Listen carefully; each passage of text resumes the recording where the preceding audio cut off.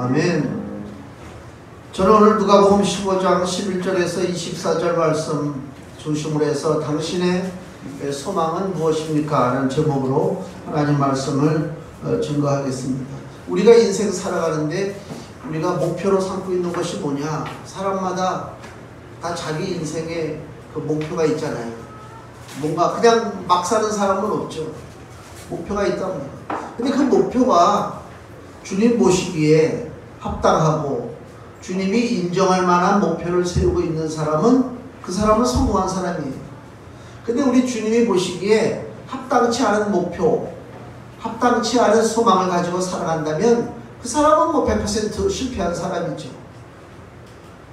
많은 사람들이 꿈들이 있잖아요. 어렸을 때 물어보면 꿈이 뭐냐? 우리 어렸을 때 다 대통령이잖아요. 예, 저도 중학교 때까지는 주변에서 대통령감이나 소리 듣고 자란 사람이 그래도 이래봐도 그때는 이제 그때 키로 봤을 때는 내가 작은 키가 아니지. 지금이나 작은 키지만 그때는 반에서 70명 중에 뒤에서 66번이었으니까 큰 키란 말이에요. 그러니까 이게 좀 있었지. 이게 체구가 지금처럼 이렇게 호리호리한 체구가 아니고요. 예, 아주 좀 퉁퉁했다. 그래서 어린 마음에도요, 주변에서 저놈은 저 대통령감이네. 그러니까 진짜 대통령 같은 마음을 품어. 그래가지고 학교에 들어갈 때도 중학교 때 그 정문학교를 딱 들어가면 그 앞에 그 교정에 태극기가 이렇게 휘날리잖아요. 쫙 휘날리면 국기에 대한 맹세를 하고 들어갔다니까. 우리 때는 다 교복을 입고 이게 모자를 썼잖아요. 군인처럼. 그러니까 딱 들어가면서 그 휘날리는 태극기를 바라볼 때 오늘 하루를 내가 어떻게 대충 공부를 하고 빨리 끝나고 친구들하고 놀 것인가. 그게 아니고 어떻게 하면 이 몸을 조국과 민족을 위해서 바칠 것이냐. 그런 마음을 가지고 이 경례를 하고 들어갔단 말이에요. 소망이 뭐냐? 친구들 보면 다양하지 뭐. 이런 사람 저런 사람. 어떤 직업을 내가 어떤 소망을 택하고 그 직업이 내 인생의 목표가 됐다. 그것이 잘못됐다는 얘기가 아니고요.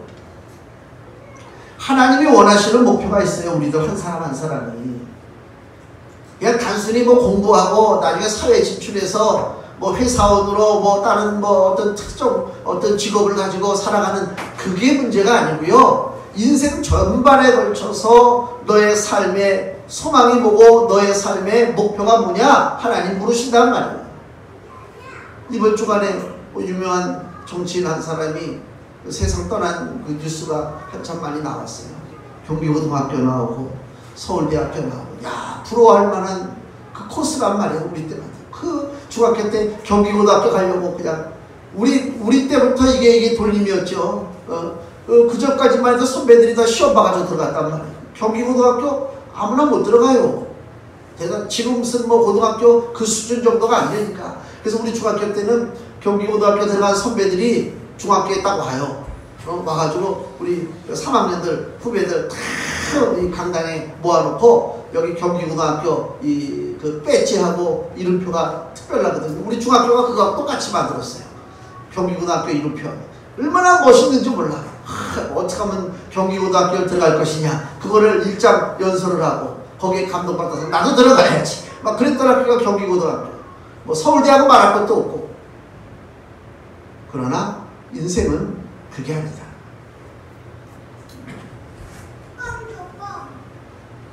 내가 목표하는 그 목표가 성취될 수 있고 그것이 바람과 같이 사라지지 않는다면 나는 낙심할 이유가 없죠.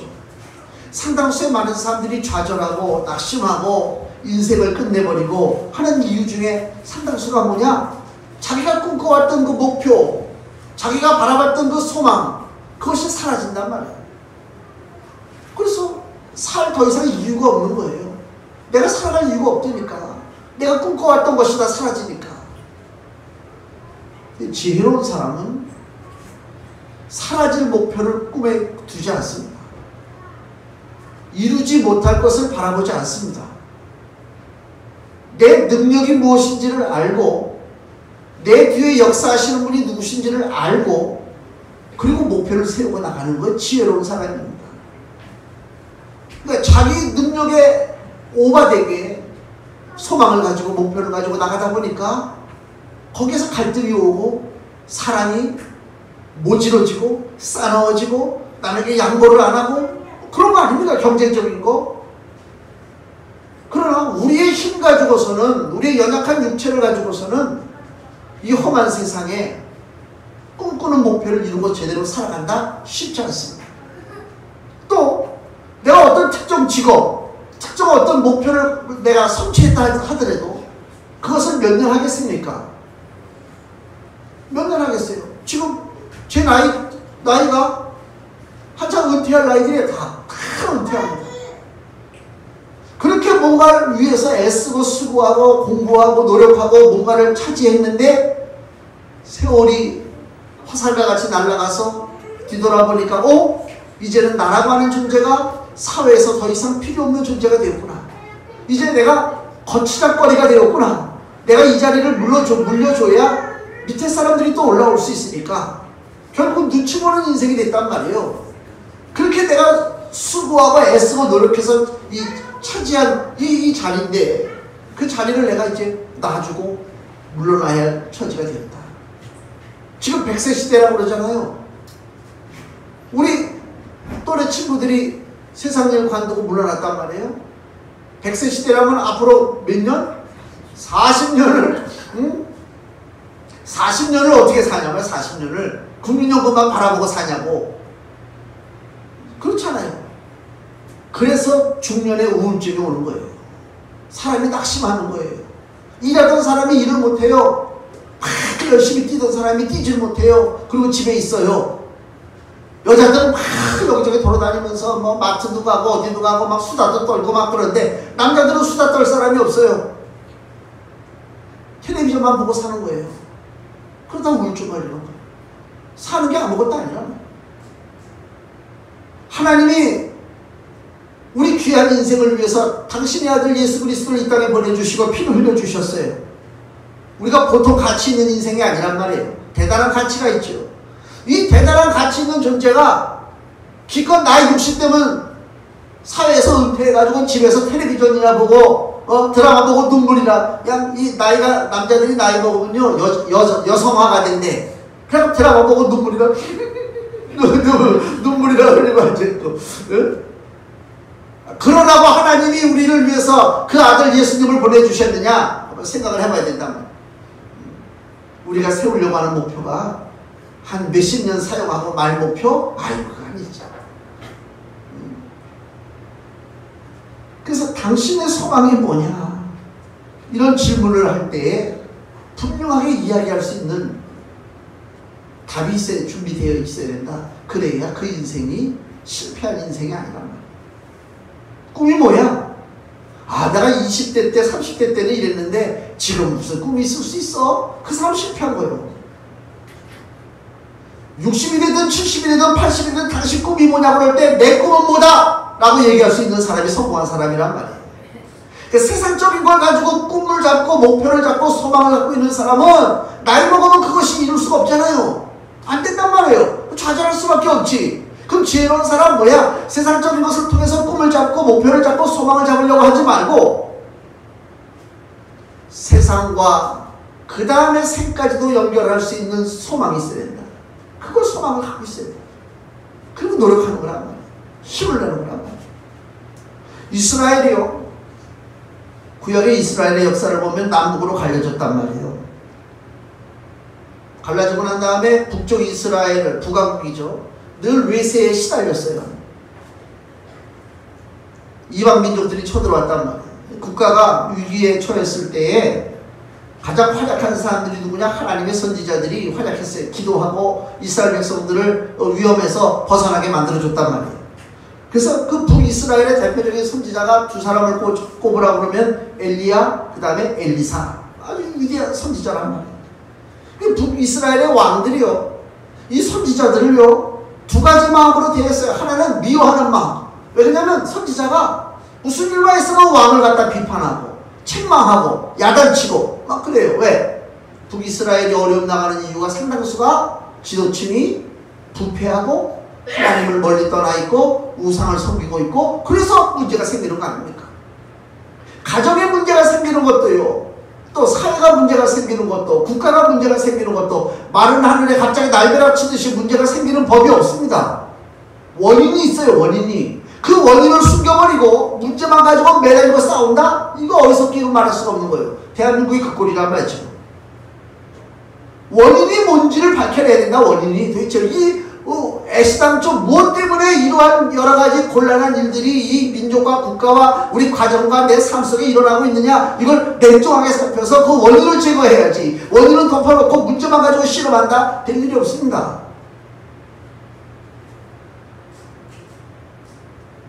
엘리야와 엘리사는 국가에 문제가 생겼을 때 문제의 원인이 무엇인지를 왕에게 먼저 얘기한 거예요.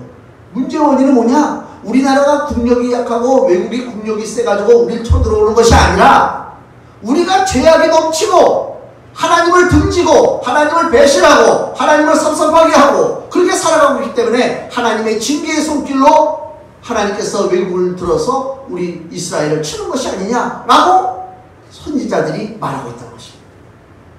그게 진짜란 말이에요. 그러니까 무슨 문제가 생길 때마다 이 이스라엘의 왕들은 선지자들을 미워해. 하듯이 옳은 소리만, 그냥 가슴 찔리는 소리만 하니까 한편으로 싫어해. 또 한편으로는 그들이 있었기에 하나님 앞에 기도하고 회개하고 돌이켜서 국가가 위기를 넘기고 여기까지 온 것입니다. 그래서 성경을 보니까 그 엘리사 선지자가 나이 먹어서 죽을 때의 모습이 나와요. 열왕기하 13장을 보면요, 그 선지자가 이제 나이를 먹어서 병들어서 죽게 생겼단 말이에요. 열왕기하 13장 14절, 엘리사가 죽을 병이 들매 이스라엘 왕 요아스가 저에게로 내려가서 그 얼굴에 눈물을 흘리며 가로되 내 아버지요 내 아버지요 이스라엘의 병고와 마병이요. 이걸 이제 잘 보셔야 돼요. 왜 이스라엘의 요아스 왕이 선지자 엘리사가 죽어갈 때 이렇게 안타까운 마음으로 찾아와서 눈물을 흘리면서 내 아버지요 내 아버지요 이스라엘의 운명이시오 이스라엘의 군대시오 라고 엘리사를 향해서 안타깝게 부르짖었는가? 왜? 그 사람을 믿었기 때문에. 때로는 나에게 아픈 소리도 하고 싫은 소리도 하고 찔리는 소리도 했지만 그 선지자가 있었기 때문에 이스라엘이 여기까지 오지 않았는가? 요아스 왕이 생각했단 말이에요. 근데 때가 되면 그 엘리사가 병들어 세상을 떠나게 됐단 말이에요. 그래서 그 안타까움으로 자기가 바라보고 의지했던 그 엘리사가 떠나니까 얼마나 마음이 무너집니까? 그래서 이렇게 통곡하고 매달리고 있는 거란 말이에요. 문제는 뭐냐? 요아스 왕이 사람만 볼 줄 알았지 하나님을 의지할 줄 몰랐다는 얘기예요. 엘리사 뒤에 역사하시는 하나님의 역사를 몰랐단 말이에요. 열왕기하 13장 11절에 보면 여호와 보시기에 악을 행하여 이스라엘로 범죄케 한 느바세 아들 여로보암의 모든 죄에서 떠나지 아니하고 쫓아 행하였더라. 누가? 요아스 왕이. 하나님을 바라보지 못하고 사람만 바라보고 믿었단 말이에요. 사람에게 소망을 뒀단 말이에요. 그래서 좌절한 거예요. 소망은 누구에게 있다? 하나님께 있다. 이게 오늘 답입니다. 정답입니다. 소망은 하나님께 있어요. 다른 데 소망이 있을 수가 없어요. 바울도 보세요. 바울이 죄수된 몸으로 로마로 끌려가는 걸 알잖아요. 배 타고 로마로 가는데 풍랑을 만나가지고 하늘에 달과 별이 보이지 않은 지가 열흘이 됐단 말이에요. 열흘이. 깜깜하죠. 하늘을 못 봤단 말이에요. 더 이상 소망이 없어요. 이제는 이대로 우리가 죽나 보다. 야, 낙심할 때에 바울에게 어떤 일이 일어나느냐? 사도행전 27장 23절. 사도행전 27장 23절에 바울이 그 배에서 배에 탄 모든 사람들에게 외치는 말씀이 나의 속한 바 곧 나의 섬기는 하나님의 사자가 어젯밤에 내 곁에 서서 말하되 바울아 두려워 말라. 네가 가이사 앞에 서야 하겠고 또 하나님께서 너와 함께 행선하는 자를 다 내게 주셨다 하였으니 그러므로 여러분이여 안심하라. 나는 내게 말씀하신 그대로 되리라고 하나님을 믿노라. 바울의 눈에 바라보는 것은 깜깜한 하늘, 칠같이 가운데 풍랑 가운데 있는 자기의 모습이지만은 그 모습을 바라보면 낙심할 수밖에 없죠. 무슨 소망이 있겠어요? 근데 바울은 뭘 봤다고요? 하나님을 본 거야. 소망을 주시는 하나님을 본다는 것입니다. 누구에게 내 생명을 맡기고 의지할 것이냐? 노련한 선장? 거기 배에서 일하는 그 일꾼들? 그 사람에게 내 생명을 의지하지 않습니다. 내 생명은 누구에게 맡기냐? 하나님에게 맡긴단 말이에요. 시편 107편 20절에 저가 그 말씀을 보내어 저희를 고치사 위경에서 건지시는도다. 하나님께서 말씀을 보내서 우리를 위태로운 그 환경 속에서 우리를 끄집어내신다. 그 얘기를 하고 있는 것입니다. 오늘 우리가 살아가는 이 생활 속에 닥치는 환난이 너무나 많습니다. 어려운 일들이 많습니다. 생각지도 못했던 일들이 많습니다. 그러나 우리가 어떡하라고요? 하나님을 바라보고 소망을 가지고 살아야 되는데 하나님을 어떻게 바라봅니까? 하나님 말씀을 보내서 고쳐주시는데 그 말씀이 육신이 되신 분이 우리 주 예수 그리스도요. 예수 그리스도께서 말씀하신 것이 오늘날 이 성경에 기록되어 있다 이거예요. 우리에게 가까운 이 하나님의 말씀이 있단 말이에요. 이 얼마나 소망이요. 내가 좌절하고 낙심할 때에 성경만 펼쳐서 말씀을 읽어도 나에게 하나님께서 성령을 통해서 소망을 주시고 위로를 주시고 능력을 주신단 말이에요. 그걸 체험하지 못하면 신앙생활 못해요. 그냥 넘어진단 말이에요. 우리에게는 약속된 하나님의 말씀이 있습니다. 그 말씀을 붙잡고 나가는 거예요. 신앙생활은요, 이 종교적 행동이 아닙니다. 뭐 일주일에 한 번씩 주일 되니까 11시에 예배 가야 되겠다. 그래가지고 그냥 아무 생각 없이 쫓아와가지고 예배 드리고 또 일주일 동안 정신없이 살고, 그게 신앙생활이 아니고요. 늘 나에게 주신 약속의 말씀, 하나님의 말씀을 보고 말씀을 통해서 위로받고 소망을 얻는 거예요. 순간순간 월, 화, 수, 목, 금, 토 내 맘대로 살고 주일날 와서 회개하는 것이 아니라 늘 삶 속에 하나님의 말씀과 동행할 수 있는 그러한 믿음의 삶을 사시기를 예수님의 이름으로 축원을 드립니다. 하나님의 말씀 의지하는 거예요. 골고다 언덕에 예수님의 십자가가 섰어요. 그때 좌우편에 그 행악자, 강도라고 하는 사람들이 좌우편에 십자가로 다 갈라섰단 말이에요. 십자가만 갈라선 것이 아니라 그들의 운명도 갈라섰는데, 극심한 고통 중에서 죽어가는 사람에게 무슨 소망이 있겠어요? 그렇잖아요. 소망도 적절할 때 소망이 생기는 거지, 이제는 죽음밖에 없단 말이에요. 십자가에 매달려서 죽어. 이제 그 순간만 기다리고 있을 수밖에 없는데, 이게 막 모든 인생들이 갈 길이에요. 우리가 냉정하게 우리들의 삶을 이렇게 놓고 보면요, 세월이 흘러갈수록 우리에게 기쁨이 줄어들고 활력이 줄어들고 소망이 줄어들고, 앞으로 갈 길은 뭐예요? 육신적으로 점점 소망이 없어져요. 참 불쌍해요. 인생을 놓고 보면. 집에 그 애완동물 키우잖아요. 강아지라든가 우리 집에 토끼라든가 보면요, 나는 우리 토끼를 봐도 마음속에 우리 토수기를 봐도 안타까운 마음이 어떨 때 들어요. 걔가 우리 사람 나이로 몇 살이라고? 60 몇 세? 70 몇 세? 그게 다 오래 살았잖아. 응? 힘이 없어가지고 얘가 쭉 처져가지고 있는 거 보면, 야, 안타깝다. 앞으로 네가 갈 길이 어디냐. 그 우리 어머니는 경비 아저씨한테 가가지고 앞으로 이 토수기가 죽으면 저쪽에 살 좀 묻어주세요 라고 미리 또 부탁을 했다 그래. 응? 응? 갈 길이 뻔해. 우리 인생도 마찬가지로 그렇게 동물학적으로 보면 인생도 마찬가지 아닙니까? 누가 예외가 있어요? 예외 있는 사람 아무도 없습니다. 다 그 길로 가는 것입니다. 인생에게 무슨 소망이 있어요? 아무것도 없지. 뭐 예수님 좌우편에 있는 강도들만 죽음을 향해서 그냥 달려갑니까? 따지고 보면 모든 사람들이 다 그 길로 달려가고 있다 그 얘기요. 예수를 바라보지 않는 그 못된 행악자가 있잖아요. 누가복음 23장 39절에 보면요, 누가복음 23장 39절에 달린 행악자 중 하나는 비방하여 가로되 네가 그리스도가 아니냐? 너와 우리를 구원하라.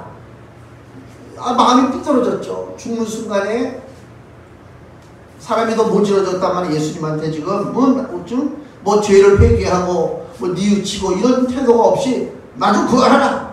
또 한편에서는요 40절에 하나는 그 사람을 꾸지적하는데 내가 동일한 정죄를 받고서도 하나님을 두려워 아니하느냐. 우리는 우리의 행한 일에 상당한 보응을 받는 것이니 이에 당연하거니와 이 사람의, 즉 예수님이죠. 이 사람의 행한 것은 옳지 않은 것이 없느니라 하고 가로되 예수여. 요 한 말, 요 한 절, 요게 이 생명을 이제 운명을 바꾸는 말씀이죠. 예수여 당신의 나라에 임하실 때에 나를 생각하소서 하니 43절 예수께서 이르시되 내가 진실로 네게 이르노니 오늘 네가 나와 함께 낙원에 있으리라 하시니라. 아멘. 자 여기 보세요.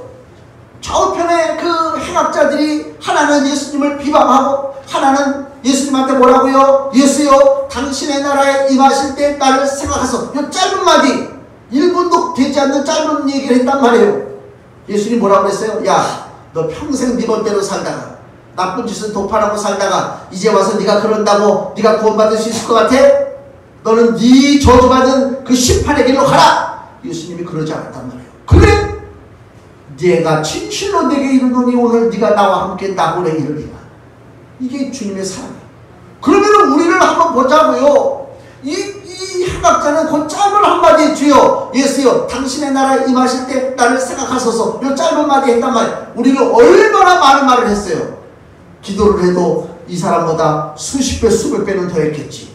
하나님 앞에 도와달라고 얼마나 부르짖었겠어요. 하나님 우리를 구원해 주시옵소서. 우리 가족을 축복해 주시고 믿지 않는 가족들을 구원해 주시고 내 삶을 복되게 해 주시옵시고 하나님 앞에 얼마나 우리가 부르짖었어요. 그러면 예수님이 어떻게 하겠어요?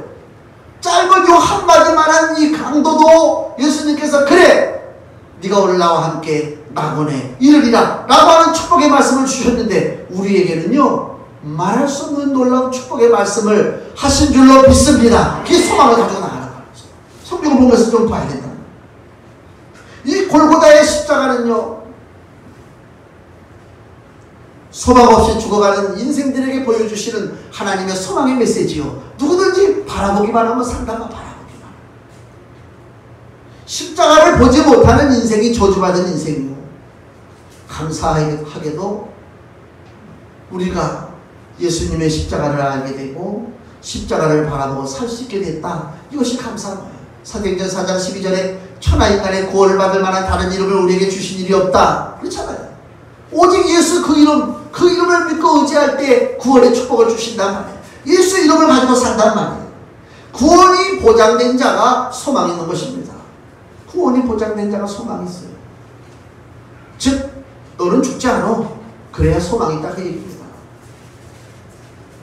우리가 장래 계획을 아무리 많이 세우고 많은 꿈을 가지고 있다 하더라도 넌 죽어. 그랬다면 장래 그 많은 계획이 나하고 무슨 상관이 있어요? 아무 상관도 없어요. 근데 내가 걸어가는 길이 힘들고 내가 걸어가는 길이 너무나 고통스럽고 어렵다 할지라도 너는 살아. 걱정하지 마. 너는 구원받았어. 라고 하는 소망의 메시지가 들릴 때 그 사람은 소망이 있는 거예요. 구원의 보장이 있는 사람이 소망이 있다는 것입니다. 출애굽 당시에 이스라엘 백성들이 애굽을 떠나서 광야길로 가다가 앞에 홍해가 가로막혔잖아요. 하나님 앞에 부르짖을 때에 홍해가 갈라져서 이스라엘 백성들이 갈라진 바닷길로 뛰어들어갔단 말이에요. 그들이 뛰어들어갈 수 있었던 이유는 무엇이냐? 죽으려고 뛰어들어간 것이 아니라 너희들은 반드시 산다. 너희들은 반드시 가나안 땅에 들어간다. 너희는 구원의 백성이다. 라고 하는 보장을 받았기 때문에 바닷속으로 뛰어들어갔단 말이에요. 그 사람들은 살았어요. 뒤이어서 똑같이 애굽 군대가 특별 마차를 타고 수많은 애굽의 보병들과 기병들이 따라 들어갔어요. 이스라엘 백성들을 잡으려고. 똑같이 들어갔는데 단 한 가지 차이점은 뭐냐? 그들에게는 구원의 약속이 주어지지 않았다. 똑같은 바닷길을 걸어갔어도 누구는 소망을 가지고 생명을 얻었고 누구는 그 다음날 바닷가에 시체가 되었더라. 성경은 그렇게 기록하고 있습니다. 우리 인생길을 보면요 똑같이 아침에 출근하고 저녁에 퇴근하고 이런 일하고 저런 일하고 똑같은 인생길을 살아가는 것 같아요. 전철 타보세요. 다 사람들이 하나같이 그 핸드폰 어디 갔어? 핸드폰 들고 왜 이렇게 뭐 볼 것이 많고 뭐할 일이 많아. 다 열심히 막 이거 보고 앉아있는. 예전에는 젊은 사람들만 봤었는데 요새는 노인네들도 그걸 따라가느라고 노인네들도 저 노약자석에 그냥 특별석에 앉아가지고 노인네들도 하나같이 그거 다 안 보는 사람들이 없다. 다 똑같은 사람 같아. 똑같은 전철 안에서 똑같은 방향으로 가고 있는 것 같아. 그러나 그 중에도 구원에 소망 있는 백성이 있고 구원과는 너무너무 거리가 먼 저주의 자녀들이 있습니다. 우리가 어디에 속했는지 안다면 너무너무 감사한 거예요. 진짜 감사해야 된다니까. 그 감사를 모르고 산다는 얘기는 구원의 소망이 주어지지 않았다든가 주어졌음에도 불구하고 내가 미련하고 우둔하고 어리석어서 구원의 소망이 얼마나 크고 값진 것인가를 모르고 있기 때문에 감사가 없다 그 얘기입니다. 오늘 집 나간 둘째 아들 얘기잖아요. 둘째가 집을 나갔어요. 이 둘째의 소망은 뭐예요? 아버지를 멀리 떠나 사는 거예요. 내 맘대로 사는 거예요. 그것을 가르쳐 우리가 육신의 정욕으로 산다. 육신의 정욕으로 산다. 육신의 정욕으로 사는 자의 열매가 무엇입니까? 실패하는 거예요. 쓴 열매를 먹는 수밖에 없습니다. 이 집 나간 둘째가 결국은 다 망해가지고 돼지 치는 일을 하고 살아요. 돼지를 치는데 먹을 것이 없어요. 이게 참 멋있는 말씀이에요. 여기 보면요. 몇 절에 그게 나오나? 16절에 저가 돼지 먹는 쥐업 열매로 배를 채우고자 하되 주는 자가 없는지라. 돼지를 치는데 나는 굶주려. 세상에서 이것저것 벌려놓은 것도 많고 이리저리 뛰어다니고 계획도 많고 열심히 내고 땀을 뻘뻘 흘려가면서 일을 하는데 나는 굶주려. 세상의 삶이 그렇습니다. 내 옆에 풍성한 것이 너무나 많이 있음에도 불구하고 실상 내 삶은 메마르고 내 삶은 굶주리고 있다 그 얘기입니다. 이게 탕자의 삶이요. 육신의 종욕대로 사는 자의 삶이라 그 얘기입니다. 뭔가 풍성한 것 같지만 실상은 메말랐다 그 얘기예요. 그러면 이걸 벗어나는 길은 무엇입니까? 더 열심히 노력해서 사는 거예요? 더 열심히 돼지를 치고 더 돼지 먹는 그 먹이도 뺏어서 내가 먹어야 되겠습니까? 아니요. 사는 길은 뭐라고요? 아버지께로 돌아가는 것밖에 없단 말이야. 아버지께로 돌아간다. 하멜 표류기라고 유명한 그 글이 있잖아요. 1600년대에 네덜란드 배가 제주도에서 이렇게 좌초가 돼가지고 깨졌어요. 그리고 네덜란드 사람들이 제주도로 이제 이렇게 상륙해가지고 구원받았단 말이에요. 그 중에 한 사람이 하멜이라고 하는 사람이에요. 그게 1653년에 일어난 일인데, 그 제주도에 상륙했어요. 네덜란드 동인도 회사 사람들인데 무려 13년 동안을요. 조선에서 그 사람들을 어떻게 대우했냐면 저 전라도 여수, 강진 이런 데다 갖다 집어넣고 거기서 그 관청에 풀을 뽑고 막일하고 살고 이렇게 했단 말이에요. 이 사람들은 기술자들이요. 포 만드는 기술자, 항해 기술자, 서양에 채용하는 그 모든 최신 그 과학 기술을 갖고 있는 사람들인데 그 사람들을 데려다가 풀을 뽑게 하고 잡일 노역을 시켰단 말이에요. 참 너무 한심하지. 그래가지고 몇 번을 탈출을 하다가 붙잡혀가지고 호되게 당하고 또 먹는 것도 나중에 먹을 것이 없어가지고 돌아다니면서 이렇게 거지처럼 얻어먹고 그렇게 살았대요. 하멜이 13년 만에 탈출했어요. 일본에 나가 살깁니다. 그리고 2년 있다가 자기 본국 네덜란드로 돌아가서 쓴 책이 하멜 표류기라고 하는 책입니다.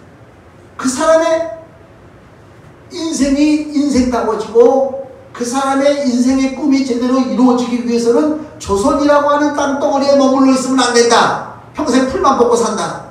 그렇잖아요.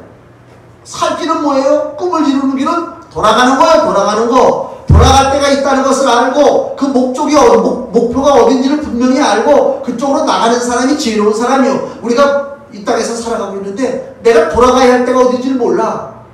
내가 어디로 돌아가야 내 인생이 복되고 내가 정말 소망 있는 그 합당한 삶을 살 것인가를 모르고 그냥 되는 대로 먹고 마시고 그냥 오늘 열심히 일하니까 저녁 대로 먹고 마시고 또 아침에 술도 안 깬 상태에서도 출근하다가 음주운전 걸리고 예? 그렇게 사는 사람들이 많잖아요. 돌아가야 된다면 돌아가야 된다. 탕자의 참 소망은 자기 자신에게 있는 게 아닙니다. 자기 아버지에게 소망이 있는 것입니다. 왜? 아버지는 풍성하잖아요. 우리 인생을 볼 때 자기 자신을 보고 소망을 발견하려고 하지 마세요. 그러면 좌절해요. 낙심해요. 빨리 연약함을 깨달아야 된다니까. 냉정하게 봐야 돼요. 그걸 냉정하게 못 보니까 사람들이요, 나이 먹으면서도 발버둥을 친단 말이에요. 발버둥을. 예? 발버둥을 쳐요. 그게 제일 불쌍한 거예요. 안타까운 거예요. 나이 먹으면 먹는 대로 그냥 가는 거예요. 어쩔 수 없어요. 우리 인생은. 물론 어우 너무 젊어 보이시네요. 그런 소리 들으면 좋잖아요. 그죠? 예? 근데 나이가 됐는데도 어머 너무 젊어 보이시네요. 그 얘기는 또 다른 한편에 뭐야? 아우 철이 없어 보이는데요. 그 소리하고 똑같은데. 예? 사람이 나이 들으면 좀 나이 들어 보여야지. 왜? 자기에게 소망을 두고 사니까. 나에게 소망을 두고 사니까 그냥 나를 위해서 온갖 투자를 다 하고 애쓰고 그러다가 아니면 나가 떨어지는 거예요. 많은 사람들이 그래서 가는 거 아닙니까? 탕자에게는, 둘째 아들에게는 소망이 없어요. 자기 자신에게는. 누구에게 소망이 있다고요? 아버지에게 소망이 있단 말이에요. 아버지. 우리 인생에 우리 자신에게는 소망이 없어요. 우리 주 예수 그리스도 주님에게 소망이 있는 줄로 믿습니다. 돌아가면 된단 말이에요. 예수께서 말씀하기를 요한복음 14장 2절에 내 아버지 집에 거할 곳이 많도다 그랬어요. 우리에게 소망을 주는 말씀이에요. 너들 염려하지 말아라. 두려워하지 말아라. 내 아버지 집에 거할 곳이 많도다. 그러면은 아버지 집에 거할 자가 누구냐 그 얘기요. 아버지 집에는요, 아버지의 가족만 거할 수가 있어요. 요한복음 1장 12절에 영접하는 자, 그 이름을 믿는 자들에게는 자녀가 되는 권세를 주셨으니 그랬단 말이에요. 우리가 하나님의 자녀의 권세를 가지고 있어요.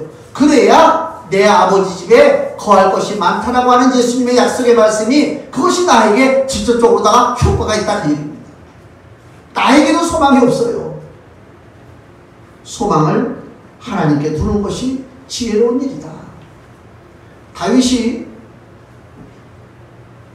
전쟁터에 나가면 블레셋 사람들을 많이 죽여요. 용맹하단 말이에요.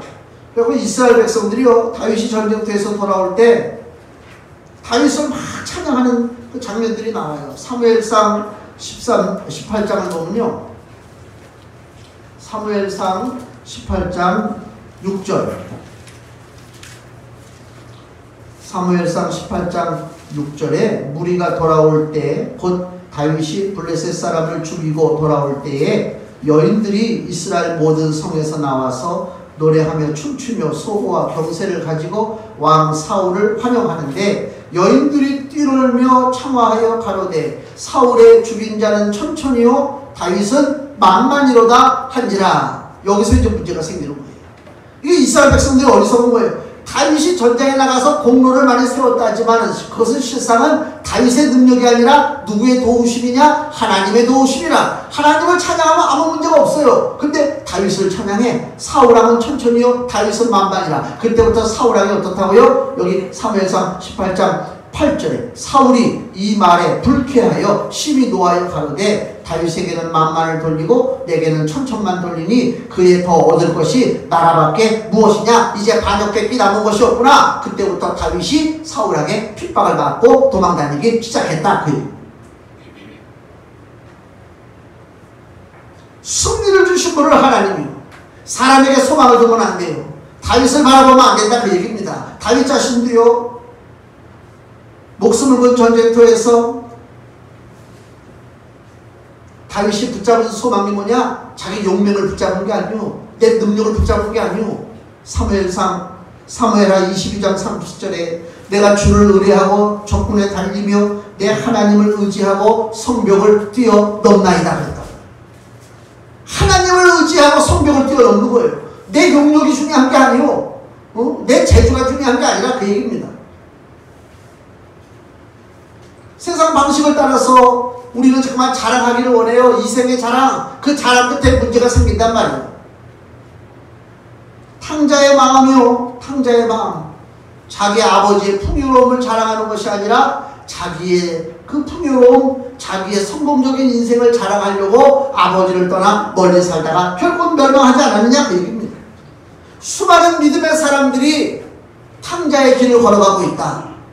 하나님께 영광 돌리지 아니하고 다 자신의 공로로다가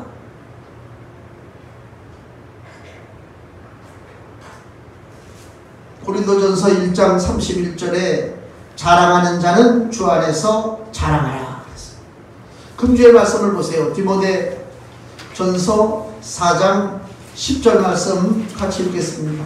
이를 위하여 우리가 수고하고 진력하는 것은 우리 소망을 살아계신 하나님께 두미니 곧 모든 사람 특히 믿는 자들의 구주시라. 아멘.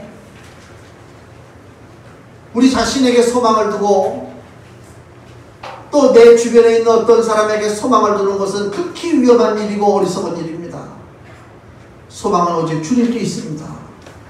그래서 나이가 먹든 젊든 간에 누가 우리에게 당신의 소망이 무엇이냐고 물어봤을 때에 내 소망은 예수 그리스도라고 하는 분명한 답변을 할 수 있어야 될 줄로 믿습니다. 네. 그것은 나이가 80이 됐든 나이가 90이 됐든 나이가 10살이 됐든 간에 누구든지 할 수 있는 얘기요. 예수가 나의 소망이라고 하는 사실이 분명한 답이란 말이에요. 이 답이 없기 때문에 네 소망이 뭐냐라고 물어보면 엉뚱한 거라고 얘기한단 말이에요. 그러다 그 소망이 깨지면 그 인생이 무너지는 거 아닙니까? 우리 사랑하는 성도 여러분의 인생 속에는 자기 자신이 스스로 탑을 세웠다가 허물어지고 좌절하는 어리석은 인생이 아니라 영원토록 우리와 함께 하시는 예수 그리스도, 그분이 우리의 소망인 것을 알고 그분을 의지하고 그분을 앞세워서 그분이 가지고 계신 놀라운 풍요로움을 우리가 누리고 사는 하나님의 귀한 자녀가 되시기를 예수님의 이름으로 축원을 드립니다. 기도하겠습니다.